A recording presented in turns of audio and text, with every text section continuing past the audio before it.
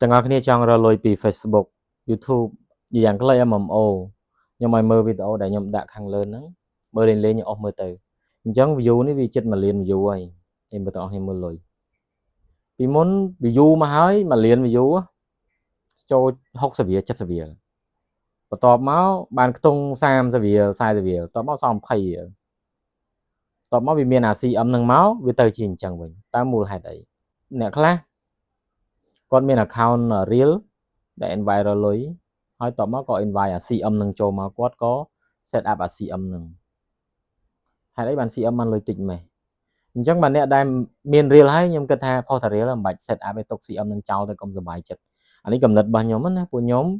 real ខ្ញុំប្រហែល page ខ្ញុំ set up CM ទាំងអស់ហើយលុយវាធ្លាក់តិចអញ្ចឹងគោលបំណងរបស់ CM គឺអីគឺគេត្រូវការ creator ពិតប្រាកដគេត្រូវការលុបបំបត្តិអ្នក download ផុស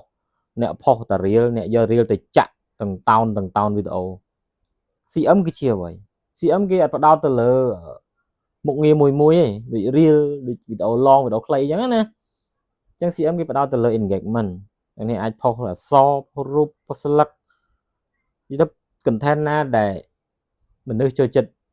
មើលហើយនៅមើលយូររបៀបថាវាចម្រុះចូលគ្នាបានលុយច្រើនបើយើងផុសតា real បើយើងផុសតាវីដេអូ long ផុសអីលុយអត់ច្រើនទេអានេះបើខ្ញុំដឹងពីបរទេសមកគាត់ថាអ្វីដែលខ្ញុំខកខ្លួនឡើងហ្នឹងគឺខ្ញុំបាន set up real របស់ខ្ញុំទៅ CM ហើយមកលុយអញ្ចឹងដល់នេះមើលទៅអ្នកដែលចាប់ផ្ដើមអីព្រោះអ្នកធំមួយចំនួនមិត្តភ័ក្តិខ្ញុំអីវារត់ចោល Facebook អស់ហើយអញ្ចឹងគេថាគេដែលចាស់គេមាន traffic គេមានគ្រឹះគេនៅចង់ឈប់ចឹងអ្នកថ្មីយើងមានអីយើងចូលមកហ្នឹងអូសាក់លេងធ្វើលេងទៅអត់ទេចូលមកចោលលះជាក់ដាក់ពេលពេញចាំធ្វើ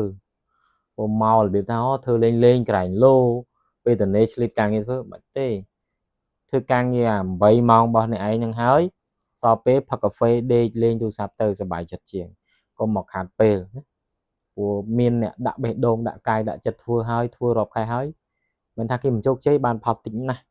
ចុះតម្រាំយើងទៅធ្វើលែលំនេះក៏ជាវីដេអូដាស់តឿនទេអញ្ចឹងដល់គ្នាមើល view របស់ខ្ញុំវីដេអូមួយហ្នឹងហើយ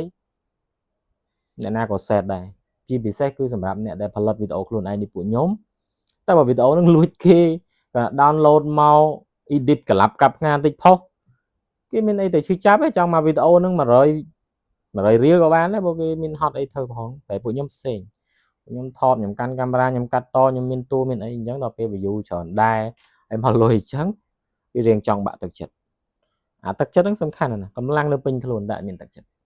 អញ្ចឹងវីដេអូហ្នឹងមានតែប៉ុណ្្នឹងសម្រាប់អ្នកដែលចង់ចាប់ផ្ដើមជាមួយនឹង Facebook YouTube ចាប់នេះចាប់នោះឲ្យឈ្មោះត្រង់ណាកុំដូចខ្ញុំនិយាយពីដើមកុំសា